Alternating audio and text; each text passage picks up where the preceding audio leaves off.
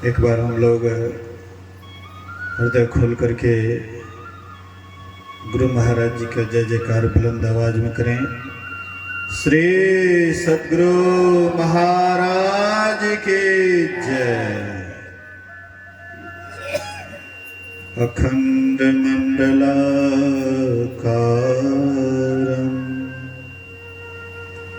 व्याप्तं येन चराचरं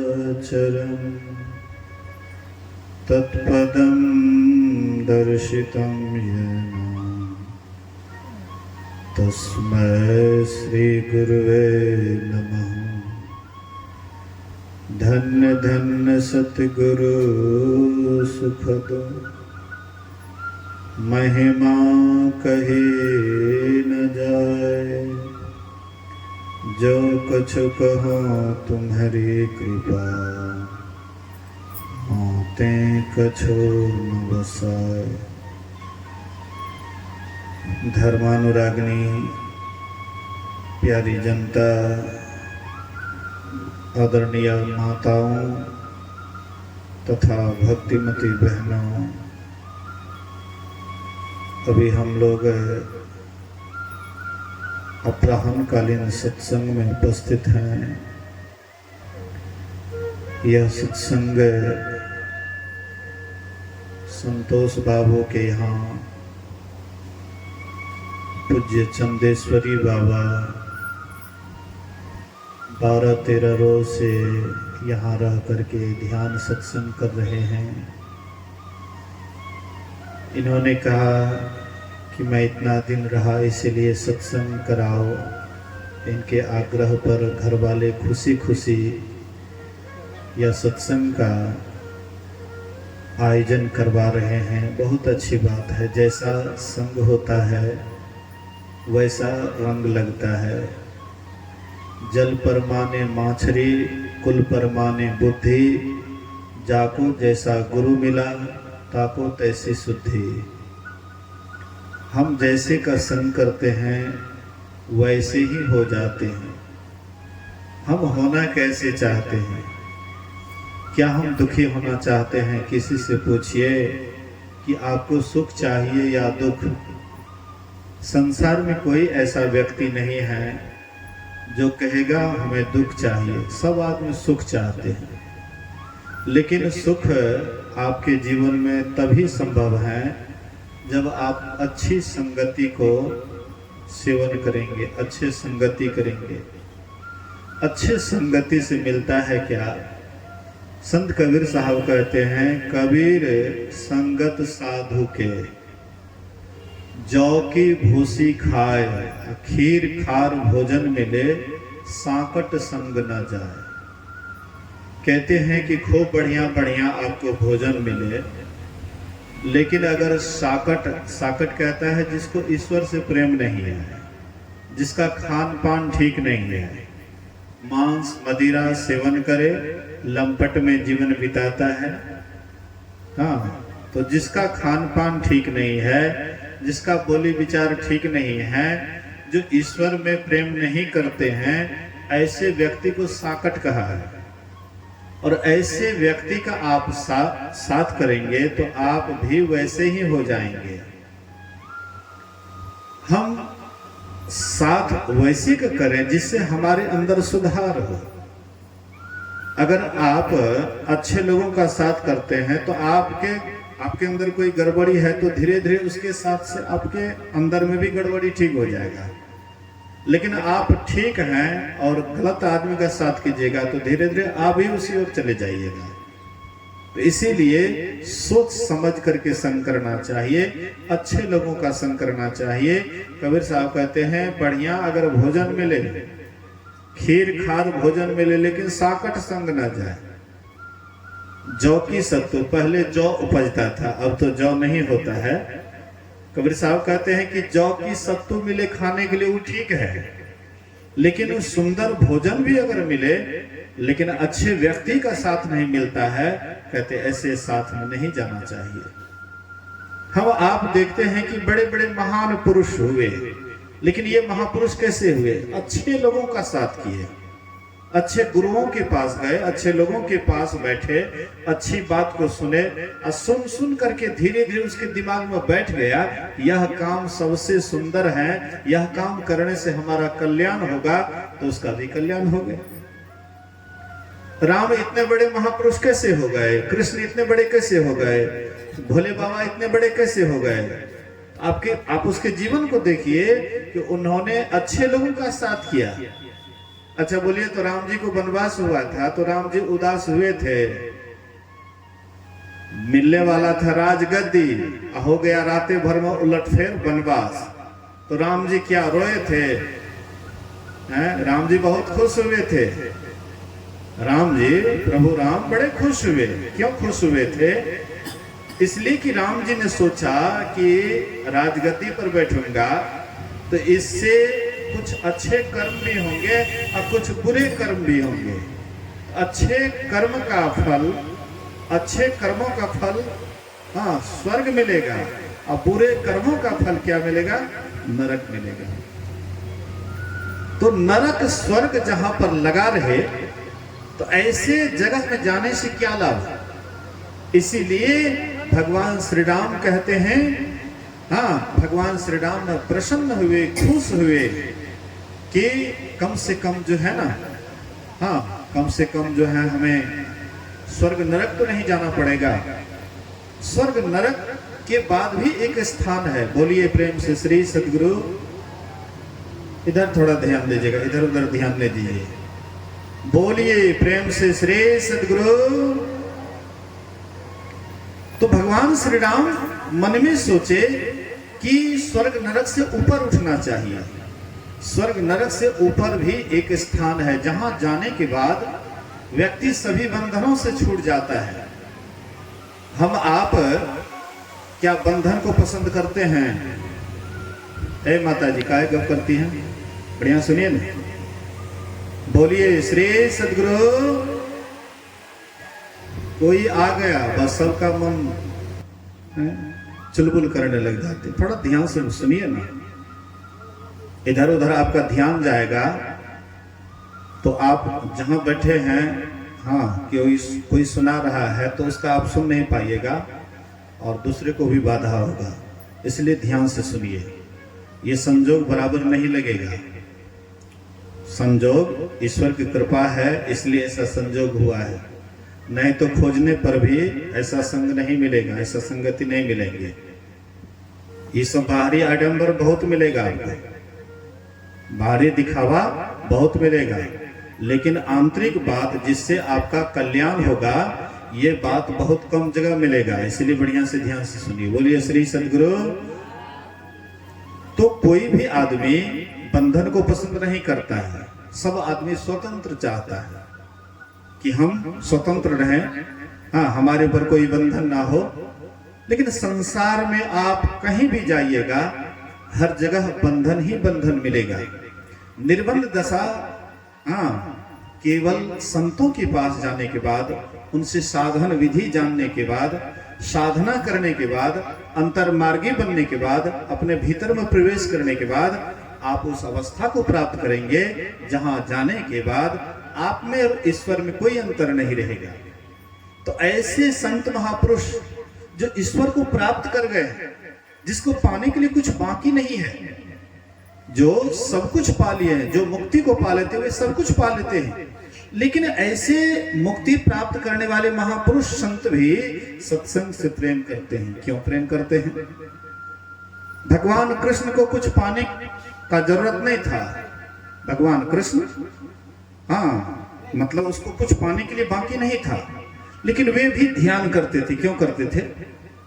इसलिए कि बड़े लोग जो काम करते हैं उसका देखा देखी छोटका लोग काम करते हैं। बड़े जो जिसको हम बड़े मानते हैं, संत मानते हैं, भगवंत मानते हैं, वे जो बढ़िया काम करते हैं तो उसका देखा देखी और आदमी काम करते हैं कि नहीं ये काम करते। गुरु महाराज जी 1933-34 में ध्यान करके, साधना करके जब जीवन मुक्त अवस्था को प्राप्त कर गए, जब मुक्ति लाभ कर लिए, और फिर भी ध्यान करते थे। संतसेवी बाबा से गुरु महाराज जी बोले कि हे संतसेवी जी, हमरा 3 बजे जगा दिया। हाँ हमारा 3 बजे जगा दिया। तो संसीव बाबा हाँ 3 बजे उठ करके गए तो देखते हैं गुरु महाराज जी ध्यान पर बैठे हुए। तो एक दिन गए देखते ध्यान पर बैठे हुए हैं, फिर दूसरे दिन गए जगाने के लिए तो देखते ध्यान पर बैठे हुए। तो अंत में मन में होता है कि जो पूरा दुनिया को जगाता है उसको हम क्या जगा सकते हैं। मतलब ये हमको बता रहे हैं, प्रेरणा दे रहे हैं कि 3 बजे उठ करके ध्यान कीजिए, एक संकेत दिए। तो कहने का आशय है गुरु महाराज जी को ध्यान करने की कोई जरूरत नहीं था, वे तो जो पाना था उसको पा लिए, फिर ध्यान करने की क्या आवश्यकता थी। लेकिन गुरु महाराज जी सोचे कि यह काम अगर हम करेंगे तो हमारा देखा देखे हमारे आने वाले पीढ़ी करेंगे। भिक्षु जगदीश कश्यप नालंदा विश्वविद्यालय के बड़े प्रोफेसर थे। वे बौद्ध धर्म से जुड़े हुए थे, भगवान बुद्ध के अनुयायी थे। उनको मालूम हुआ कि एक संत हुए हैं महर्षि में ही, परमहंस जी महाराज भागलपुर में, उनका दर्शन करने के लिए जाना चाहिए। तो गुरु महाराज जी उस समय में आश्रम पर नहीं थे, जहां अधिवेशन चल रहा था वे पता लगा करके वहां गए। वहां जाने के बाद अधिवेशन संपन्न, शाम का समाप्त होता है, रात्रि में भोजन होती है, भोजन करने के बाद आराम करते हैं। अब भिनसर में उसका नींद टूट जाता है। भिक्षु जगदीश कश्यप का नींद टूटा। तो नींद टूटता तो देखते हैं पंडाल में हजारों की भीड़ सत्संगियों की, सब एकदम ध्यान पर बैठे हुए, सब ध्यान पर बैठे हुए। आश्चर्य लगा, सोचा कि मैं पढ़ा था कि भगवान बुद्ध कभी हुए थे और वे हजारों भिक्षुओं के साथ ध्यान करते थे। यहाँ पर देखते हैं, प्रत्यक्ष देखते हैं कि हजारों सत्संगी एकदम पंडाल में बैठे हुए ध्यान कर रहे हैं। मन में होता है कि अच्छा महर्षि जी क्या करते हैं, एक बार देखना चाहिए। तो वे बासा का पता लगाते हुए, निवास का पता लगाते हुए जाकर के देखते हैं तो गुरु महाराज जी इस कमरा में ठहरे हुए थे, खिड़की खुली थी और गुरु महाराज जी का मच्छरदानी गिरा हुआ था और गुरु महाराज बैठे हुए थे ध्यान पर। तब उन्होंने कहा कि भगवान बुद्ध का दूसरा अवतार है महर्षि में। देखा, प्रत्यक्ष में देखा कि मैंने सुना था कि भगवान बुद्ध हजारों भिक्षुओं के साथ ध्यान करते हैं, लेकिन यहाँ तो मैं प्रत्यक्ष में देख रहा हूँ हजारों सत्संगियों के बीच में महर्षि जी ध्यान कर रहे हैं। कहने का आशय है महापुरुष जो काम को करते हैं आने वाला पीढ़ी उसी का देखा देखी करता है। इसलिए हम आपको भी ऐसे महापुरुष संत भी ध्यान को छोड़ करके, समाधि को छोड़ करके सत्संग से प्रेम करते हैं। इसलिए हम आपको भी सत्संग से प्रेम करना चाहिए, सत्संग से प्रेम करना चाहिए। और जो सत्संग से प्रेम नहीं करते हैं तो गोस्वामी जी कहते हैं उसका हृदय कैसा है, पत्थर है। पत्थर जैसे कठोर होता है वैसे वो उसका हृदय पत्थर है जो सत्संग से प्रेम नहीं करते हैं। भगवान श्री राम सभी प्रजाओं को बुलाए, क्यों बुलाया? जबकि राम भगवान के राजत्व काल में सभी प्रजा सुखी थी।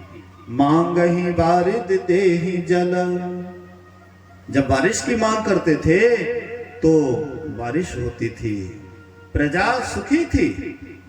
लेकिन फिर भी राम भगवान सभी प्रजाओं को बुलाए, आखिरी आवश्यकता क्या पड़ी जब सुखी थे। आज हमारे जो प्रधानमंत्री हैं वे भी कोशिश करते हैं कि भारतवासी सभी सुखी हो जाए, सुख के लिए सभी कामना करते हैं, सब राम राज्य की कामना करते हैं।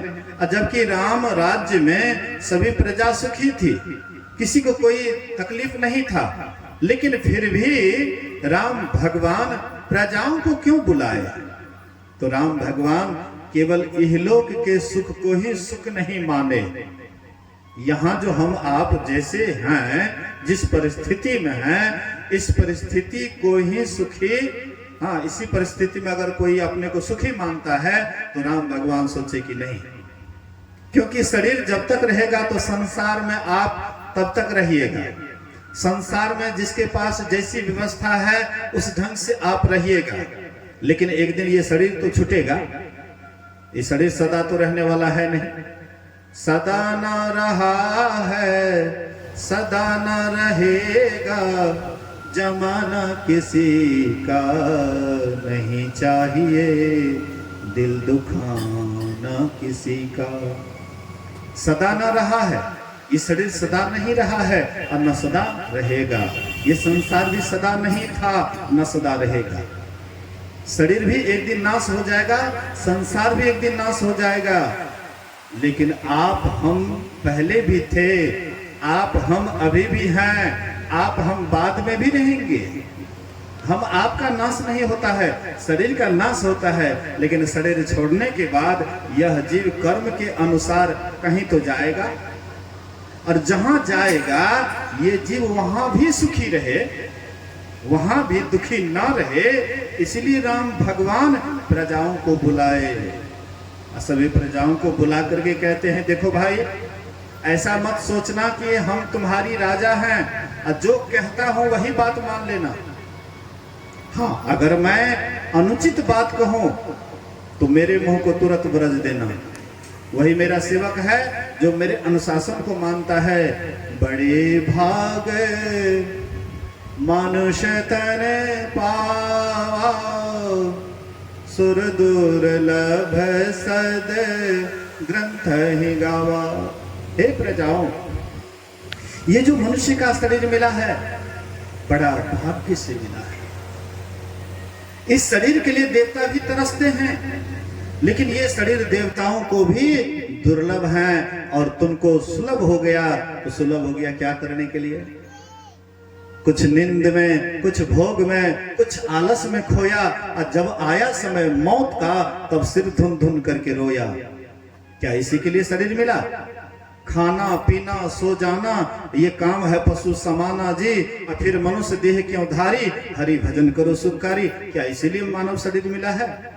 इसीलिए बड़भागी कहा है, आहार निद्रा भय मैथुनंच सामान्य मेतत् पशुभिः नराणाम, ज्ञानम नराणाम अधिकम विशेषो ज्ञानहीना पशुभिः समाना। आहार निद्रा, भोजन करते हैं, नींद लेते हैं, आहार निद्रा भय अपने प्राण का, हाँ, जैसे डर है वैसे पशु पक्षी को भी डर है। मैथुन संतान पैदा मनुष्य भी करता है, संतान पैदा पशु पक्षी भी करता है। कहते हैं अगर आप ज्ञान से हीन हैं, अगर आपके पास में असली ज्ञान नहीं है, साधना का ज्ञान नहीं है, ध्यान नहीं करते हैं, साधना नहीं करते हैं, तो कहते हैं तब आप बिना पूछ के पशु हैं। मनुष्य का शरीर तो है, देखने के लिए मनुष्य का शरीर है, लेकिन साधन विहीन होने के कारण, ज्ञानहीन होने के कारण आप बिना पूछ के पशु हैं। तो फिर आप बड़भागी कैसे हो गए? फिर राम भगवान क्यों कहे बड़भागी? क्या केवल मनुष्य शरीर पाने से ही आप बड़भागी हो गए? कौन ऐसा जीव है जो मनुष्य शरीर में नहीं आया है? आप देख रहे हैं, नजर घुमा करके देखिए, जितने पेड़ पौधे, हाँ, कीट पतंग, जितना जीव भी आपको दिखाई पड़ता है सब मनुष्य शरीर में आया है, कभी न कभी मनुष्य शरीर में आया है। अब सोचिए, थोड़ा सा विचारिए कि मनुष्य शरीर में सब आया है, लेकिन क्या सबका उद्धार हो गया, सबका कल्याण हो गया? मनुष्य शरीर में आने के बाद भी, हाँ, फिर 84 लाख योनि में चले गए, स्वर्ग नरक में चले गए, फिर दुख को झेल रहे हैं, कष्ट को झेल रहे हैं। सोचिए, बोलिए प्रेम से श्री सद्गुरु। महाभारत में एक छोटी सी कथा आई है।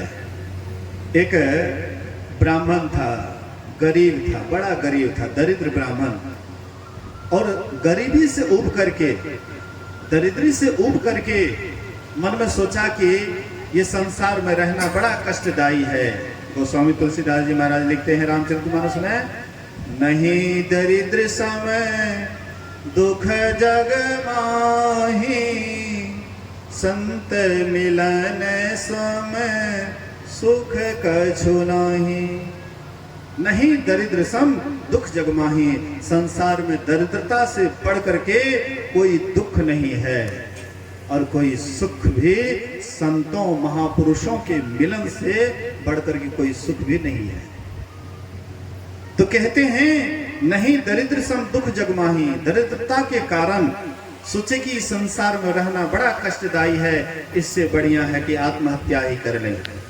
एक रस्सी ले लिए हाथ में, चले गए जंगल, एक पेड़ पर बैठ चले गए, ऊपर चले गए, गले में रस्सी लगा लिए और एक पेड़ से दूसरे छोर को बांध दिए। और जैसे ही लटकना चाहते थे, एक घायल सियार आ जाता है, घायल सियार आ जाता है और घायल सियार मनुष्य भाषा में बोलते हैं, ए ब्राह्मण सुनो मेरी बात, उसके बाद तुमको जो करना है कर लेना, आत्महत्या ही करना है तो कर लेना, लेकिन थोड़ी देर के लिए मेरी बात सुनो। बोले कि देखो मेरे पीठ की तरफ कितना घाव है, पीप निकल रहा है, खून निकल रहा है, कोई डॉक्टर के पास जाऊंगा वे भी मुझे पिटाई करेंगे, कोई महलम पट्टी करने वाला नहीं है। सोचो थोड़ा सा विचारो, कहीं ये मनुष्य शरीर छूट करके कहीं मेरे ही जैसे तुमको शरीर मिल गया तो देखो मेरा क्या हाल है, वही हाल तुम्हारा भी होगा। तुरंत वो उसको आत्मज्ञान हो गया कि आखिर मनुष्य हैं तो आखिर सब प्राणियों से श्रेष्ठ हैं। मनुष्य कुछ भी कर सकता। आपका तबीयत खराब है, मैं आंगन में था, बोले कि बुखार लगा है, तो मैंने कहा कि ये चीज दे दीजिए आराम हो जाएगा। लेकिन कोई पशु को अगर बुखार लगा है तो बोलेंगे हमको बुखार लगा है तो हमको दवाई दे दीजिए, नहीं बोल सकता है, उसके मुंह में आवाज नहीं है। हाँ, उसके चाल ढाल को देख करके आप परखते हैं कि ये बीमार है, उसका आप इलाज करवाते हैं। मेरे कहने का ये है कि आप मनुष्य हैं, सर्वश्रेष्ठ प्राणी हैं, लेकिन केवल मनुष्य शरीर पा करके ही आप सर्वश्रेष्ठ हो गए, ऐसा कभी मत सोचिए। मनुष्य शरीर अगर बढ़िया से देखिएगा तो मनुष्य शरीर से गया गुजरा शरीर और दूसरा शरीर नहीं है। आपके यहाँ पशु है, गाय है, भैंस हैं, उनके गोबर से घर द्वार लीप पोत करते हैं। मनुष्य के शरीर से निकला हुआ गोबर किस काम का? पशु गाय है, गाय के गौमूत्र से कई बीमारियां दूर होती है। मेरे कहने का ये आशय है कि पशु मनुष्य शरीर से, उसके शरीर के अंदर इससे बढ़िया चीज है, लेकिन मनुष्य शरीर में बहुत गया गुजरा चीज है। एक संत हुए, संत सुंदरदास जी महाराज, उन्होंने कहा, जा शरीर माही तो अनेक सुख मानी रहियो, ताही तू विचारिया में कौन बात भली है। मेद मज्जा मांस रग रग में रक्त भरियो, पेट हो पिटारी सी में ठोर ठोर मलो है, मुख हाड़न के नैन नाक, हाथ पांव सौ सब हाड़न की नली है, असुंदर या ही देखी जनी, भूले कोई भीतर भगार भरी ऊपर से कली है। मतलब बाहर से तो बड़ा चिकन चुनमुन लगता है देखने में, अब भीतर में क्या क्या भरा हुआ है। पेट हूं पिटारी से में ठोर ठोर बोलो है, ये पेट में क्या भरा हुआ? मल मूत्र भरा हुआ है। हम कितना हो बढ़िया चीज खा लें, लेकिन उसके बाद शरीर से कैसा निकलता है। एक गुरुजी अपने शिष्य से कहते, बेटा जाओ बाजार, अब बाजार से खराब वस्तु खरीद करके लाओ। तो शिष्य गए बाजार, दुकानदार भाई को 100 रुपया देते हैं, कहते हमको खराब वस्तु दो। दुकानदार भाई कहते, अरे भागो यहाँ से, मेरे पास जो भी सामान है बढ़िया सामान है, खराब सामान नहीं है, जाओ यहाँ से भागो। दूसरे दुकानदार के पास गए, उससे भी फटकार पाए। अंत में बेचारे निराश होकर के रास्ते से लौट रहे थे, उधर से कोई सज्जन आ रहे थे, अब कुछ देखते हुए नाक सिकुड़ते हुए कहते, छी छी छी छी छी, बड़ा खराब वस्तु है। तो सोचा कि हमको गुरु महाराज तो बोले थे खराब वस्तु लाने के लिए, शायद वह खराब वस्तु मिल गया। उनके पास गमछी था, गमछी बिछाए, खराब वस्तु को जैसे उठाना चाहते हैं, खराब वस्तु से आवाज होती है, अरे मूर्ख, तुम मुझे खराब वस्तु समझ रहे हो। एक दिन मैं रसगुल्ला पेड़ा के रूप में था, तुम हमें शीशा में बंद करके रखता था। एक दिन मैं फल फूल के रूप में था, तुम मुझे पेटारी में बंद करके रखता था। एक दिन मैं अन्न के रूप में था, तुम मुझे ठेक ड्राम में बंद करके रखता था, अब बड़ा प्रेम से धूप लगाता था। अफसोस तुम्हारा मैंने साथ किया। तुम्हारा संग किया, और तुम्हारे संग के ही कारण आज मैं खराब बन करके बैठा हूं। खराब मैं नहीं, खराब तुम हो तुम। मतलब ये मनुष्य शरीर कितना खराब है, कितना गया गुजरा है, इसको कहते बड़भागी। ये शरीर अगर हम कहें कि नरक से भी गया गुजरा है तो कोई अतिशयोक्ति वाली बात नहीं होगी। अब जहां पर लैट्रिन बनता है, जहां पर पेशाब बनता है, और वहीं पर आपका निवास है, तो कौन बढ़िया जगह है जहां लैट्रिन पेशाब बनता हो। मतलब नरक से भी गया गुजरा है। लेकिन जहां आदत आपको पड़ जाता है रहने का, धीरे धीरे वो जगह आपको बढ़िया लगता है। खराबो जगह है, आप कुछ अधिक दिन तक रह गए तो धीरे धीरे खराब जगह भी आपको बढ़िया लगने लग जाता है। एक बोलिए प्रेम से श्री सदगुरु। अभी आप लोग ये सब छोड़ दीजिए ना, बाद में कीजिएगा। प्रवचन के क्रम में ये सब छोड़ दीजिए, एक जगह रख दीजिए। बोलिए प्रेम से श्री सदगुरु महाराज की जय। सत्संग के बीच में नहीं होना चाहिए। बोलिए प्रेम से श्री सदगुरु महाराज की जय। छोड़ दीजिए, अभी रहने दीजिए। सब आदमी बैठ जाइए, बढ़िया से प्रेम से बैठ जाइए। बोलिए प्रेम से श्री सदगुरु महाराज की जय। ध्यान दीजिए मैं क्या कह रहा था। हाँ, मतलब ये शरीर कितना गया गुजरा है, नरक से भी गया गुजरा शरीर है। तो जहां जो रहता है आदत पड़ जाता है। एक राजा शिकार करते हुए जंगल जाता है, एक महात्मा जी से भेंट हो जाती है। तो महात्मा जी से भेंट होने के बाद महात्मा जी से कहते हैं, आहा, महात्मा जी को रहने के लिए घर नहीं है, खाने के लिए अन्न नहीं है, पहनने के लिए कपड़ा नहीं है ठीक से, इसलिए कहते महाराज मेरे यहाँ चलिए, मैं आपको 2 मंजिला मकान पर रखूंगा और चारों तरफ चंपा, चमेली, गुलाब आदि रंग बिरंग के फूल खिले हुए हैं। महाराज आप चलिए, मेरे यहाँ सारी व्यवस्था में रखूंगा। तो महात्मा जी कहते हैं तुम्हारे महल से विषयों का दुर्गंध आता है, इसलिए मैं नहीं जाऊंगा। कहते महाराज क्या बात करते हैं, हमारे महल के चारों तरफ रंग बिरंग के फूल खिले हुए हैं, सुगंध पर सुगंध देता है। तो महात्मा जी सोचे थियोरी ज्ञान से काम न चलेगा, प्रैक्टिकल ज्ञान ही बताना चाहिए। बोले कि चलो राजन मेरे साथ। तो राजा महात्मा जी के साथ चल देते हैं। पूर्व की तरफ एक चमारों की बस्ती थी, जहां पर चाम का काम होता था। तो कोई चाम को सुखाता था, कोई धोता था, कोई कुछ करता था, उल्टाता था, पुलटाता था। इस तरह से चाम का काम होता था। वहां पर बच्चे लोग खेल रहे थे और सब काम में मगन थे। और उधर से जो पूर्वा हवा चलती है और नाक तक जब वह हवा पहुंचा, कहते महाराज उधर मत जाइए, बड़ा दुर्गंध आता है, बहुत दुर्गंध आती, महाराज उधर मत जाइए। कहते देखो तो वहां पर बच्चे लोग खेलते हैं, सब किसान काम करते हैं, तो उन लोगों को कहाँ दुर्गंध लगती है। बोले महाराज उसको वहां रहते रहते आदत पड़ गया है, इसलिए उसे दुर्गंध नहीं लगती है। बोले राजन तुम भी उस महल में रह करके विषयों का उपभोग करते करते तुमको भी आदत पड़ गया है, इसलिए तुम्हें दुर्गंध नहीं बुझाता है, लेकिन हमें तो यही से दुर्गंध बुझाता है। मतलब जो जहां रहते हैं गंदा वाला जगह में रहते हैं, धीरे धीरे आदत पड़ जाता है, उसको वही जगह बढ़िया लगने लग जाता है। एक माई गोढ़ीन जाति की गोढ़ीन थी, अब बराबर मछली बेचने के लिए जाती थी बाजार। तो मछली बेचने के लिए बराबर बाजार जाती थी। एक दिन बाजार से जब आने लग जाती है तो उसको विलंब हो गया, आने में विलंब हो जाता है। तो रास्ते में एक महात्मा जी का कुटी था, तो सोचे कि रात में विश्राम कर लेती हूँ महात्मा जी के कुटी में, और फिर सुबह में मतलब चल दूंगी। जंगली रास्ता था, डर हो गया। तो महात्मा जी सोचे कि वैसे तो नहीं रखेंगे, तो अपना जो मछली बेचने वाला खंचा था उसको क्या करते हैं, तो थोड़ा दूरी में रख दिए और महात्मा जी के पास आए और कहते हैं बाबा मुझे रात्रि विश्राम करना है, इसलिए कि जंगली रास्ता है, जाने में तकलीफ होगी, इसलिए मैं यहाँ रहना चाहती हूँ। महात्मा जी जहाँ पर रंग बिरंग के फूल खिले हुए थे, वो चबूतरा बता दिए, गर्मी का मौसम था, माता जी को वहां बता दिए। तो वहां पर जो माता जी विश्राम करने लगी तो रात भर करवट बदलती रही, छटपटाती रही। भिनसर में महात्मा जी का नींद टूटा तो देखे कि माई करवट बदल रही है, छटपटा रही है।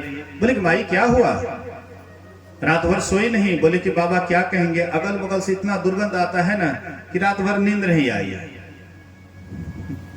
महात्मा जी आंख लिए, बोले कि कहीं तुम गोड़ीन तो नहीं है। बोले कि हाँ बाबा। तो तुम्हारे पास खोंचा होगा मछली बेचने वाला।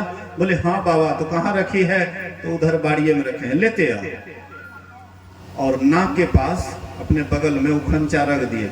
बोले कि अब आराम से सो जाओ। जैसे बगल में रखे उसका दुर्गंध आने लगा, वह माई तुरंत एकदम प्रगाढ़ निद्रा में चली जाती है, एकदम आराम से सो जाती है। आप उसके संबंध में हंसते हैं, लेकिन ये दुर्गंध हम आप भी ले रहे हैं। विषयों का दुर्गंध 5 विषय है, रूप, रस, गंध, स्पर्श और शब्द। ये 5 विषयों का दुर्गंध लेते लेते सुगंध सुगंध लगने लगा, तब दुर्गंध नहीं बुझाता है। इसलिए महापुरुष कहते हैं कि जो जहां रहते हैं वही आदत पड़ जाता है। कबीर साहब ने बड़ा अच्छा कहा है, यह मानव तन अनमोल, देखो अंतर का पट खोल। यह मानव तन अनमोल, देखो अंतर का पट खोल। लेकर ज्ञान तराजू तोल रे, अभागा मन मारे, अभागा मन मां। ये मनुष्य शरीर तुम्हारा क्या है, अनमोल है। आज तक इसका कीमत कोई नहीं दे पाया। यह मानव तन है हीरा, मूर्ख समझे इसको खीरा। यह मानव तन है हीरा, मूर्ख समझे इसको खीरा। हमरा देख देख आवे पीरा रे, अभागा मन मारे, अभागा मन मां। कहते मनुष्य शरीर तुम्हारा क्या है, हीरा है हीरा, अमूर्ख समझे इसको खीरा। हमरा देख देख आवे पीरा रे, अभागा मन मां। महर्षि शाही स्वामी जी महाराज एक छोटी सी कहानी कभी कभी कहते थे। एक गडेरी भेड़ बकरी चराने के लिए बराबर जंगल जाया करता था। संजोग से उसको एक पत्थर जमीन में गड़ा हुआ दिखाई पड़ा। तो ये क्या करते, उस पत्थर को पैर से खुरिच करके निकालना चाहा, नहीं निकला। हाथ से खुरिच करके निकालना चाहा, नहीं निकला। अंत में लाठी का गोबा मार करके वो पत्थर को निकालता है, पानी में धोता है और ज्यादा चमकीला लगने लगा। तो वे गडेरी क्या करते हैं, उनके दृष्टि में जो सबसे सुंदर भेड़ था उनके गले में रस्सी से, धागा से बढ़िया से बांध करके उसके गले में लटका देते हैं। कुछ दिनों के बाद बराबर भेड़ बकरी को चराने के लिए जंगल जाते थे। एक जौहरी बगल से गुजर रहा था और देखा कि बहुत अनमोल कीमती पत्थर, और भी भेड़ के गले में। लगता है कि ये गडेरी अनजान है इस पत्थर से, इसलिए वे कहते हैं कि देखो गडेरी भाई, ये पत्थर मुझे 500 रुपया में दे दो। गडेरी सोचता है एक छोटा सा पत्थर, अब 500 रुपया, लाओ भाई अपने से खोल लो। इनको 500 रुपया दे दिए। वे अपने से खोलने लगे। खोल तो जाता है लेकिन उनके हाथ से लुढ़क जाता है, नीचे गिर जाता है और छोटे छोटे टुकड़ों में विभक्त हो जाता है, छोटे छोटे कणकण में विभक्त हो जाता है। और वह कणकण से आवाज निकलता है, ए मूर्ख जौहरी, अरे गडेरी मुझे नहीं जानता था कि मैं कितना अनमोल वस्तु हूं, इसलिए मैंने कई अपमान को सहा। पैर से खुरिच करके निकालना चाहा, मैंने इसको भी सहा। हाथ से खुरिच करके निकालना चाहा, इसको भी सहा। उसके बाद डंडा भी मैंने खाया है। फिर मुझे भेड़ के गले में डाल दिया, इस अपमान को भी मैंने सहा, क्योंकि ये अनजान था, मुझे नहीं जानता था, नहीं पहचानता था, इसलिए मैंने कई अपमान को सहा। लेकिन तुम तो मुझे पहचानता था, तुम तो मुझे जानता था, और जान बुझ करके तूने मेरी कीमत केवल 500 रुपया लगाई, इसलिए मैं इस अपमान को नहीं सह सका, इसलिए छोटे छोटे टुकड़ों टुकड़ों में विभक्त हो गया। मतलब कहने का, जैसे वह पत्थर, अनमोल पत्थर, हीरा पत्थर था और वे अपमान को नहीं सह पाए, ऐसे मनुष्य शरीर भी हम आपका वह हीरा से कम नहीं है, हीरा से कहीं ज्यादा ही है। इसलिए भगवान श्री राम कहते हैं, बड़े भाग मानुष तन पावा, सुर दुर्लभ सद ग्रंथ ही गावा। ये जो मनुष्य का शरीर है तुम्हारा बड़भागी है, इससे बढ़ करके देवता वाला शरीर भी नहीं है। देवता भी शरीर के लिए तरसते हैं। अब सोचिएगा कि देवी देवता मनुष्य शरीर के लिए क्यों तरसेंगे, और जबकि हमसे ऊपर हैं, ज्यादा शक्तिशाली हैं, सब चीज में आगे हैं, फिर इधर क्यों आना चाहते हैं, मनुष्य शरीर में क्यों आना चाहते हैं? क्योंकि देवता जानते हैं कि देव शरीर से साधना नहीं हो सकती है, ध्यान नहीं हो सकती है। जब भी होगा योग तो मनुष्य शरीर से ही होगा। इस शरीर में, मनुष्य शरीर में कितने दरवाजे हैं? 9 दरवाजे हैं। 2 आंख के, 2 कान के, 2 दूना 4, 2 नाक के 6, 1 मुंह 7, नीचे का 2 दरवाजा, मलमूत्र विसर्जन करने का दरवाजा, कुल मिलाकर के 9 दरवाजा। और एक दरवाजा और है जो गुप्त है। दोनों भवों के बीच में एक और दरवाजा है जिसको दशम द्वार कहते हैं, जिसको सुखमना कहते हैं, जिसको आज्ञा चक्र कहते हैं। ये दशम दरवाजा की व्यवस्था देव शरीर में नहीं है। देवता वाला शरीर में ये दशम दरवाजा की व्यवस्था नहीं है। ये अगर दशम दरवाजा की व्यवस्था है तो मनुष्य शरीर में है। यही दशम दरवाजा हो करके हम आप परमात्मा को प्राप्त करते हैं। हरिद्वार कहाँ है? असली हरिद्वार। और जो हरिद्वार का नाम सुनते हैं उत्तराखंड के तरफ, वो नकली हरिद्वार है। असली हरिद्वार यहीं पर है, 2 नैनों के बीच में, दोनों भवों के बीच में। यहाँ पर हमारी माई दाई यहाँ पर बिंदिया लगाती है, कुछ महात्मा लोग यहाँ पर टीका लगाते हैं, चंदन लगाते हैं। यही आपको परमात्मा की ओर जाने वाला रास्ता है। अब बाद बाकी जो भी रास्ता है वो संसार में भटकाने वाला है। इसी रास्ता के संबंध में भगवान श्री राम कहते हैं, साधन धाम मोक्ष कर द्वारा, पाए न जेहि पर लोक सवारा। ये शरीर साधनों का धाम है।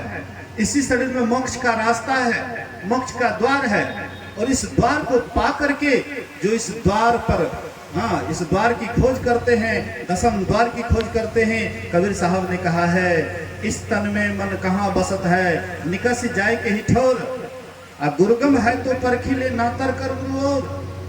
फिर कबीर साहब दूसरे जगह बोलते हैं, नैनो माही मन बसै, निकस जाय नो ठोर, गुरुगम भेद बताइया सब संतन सिरमोर।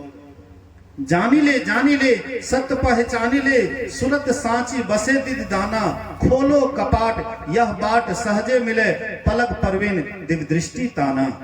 हमारे अंदर में ये जो दोनों दृष्टि की धार हैं, ये दोनों दृष्टि की धार जब एक हो जाता है तब वहां पर दशम द्वार खुल जाता है। और उसके बाद परमात्मा का लीला देखते हैं।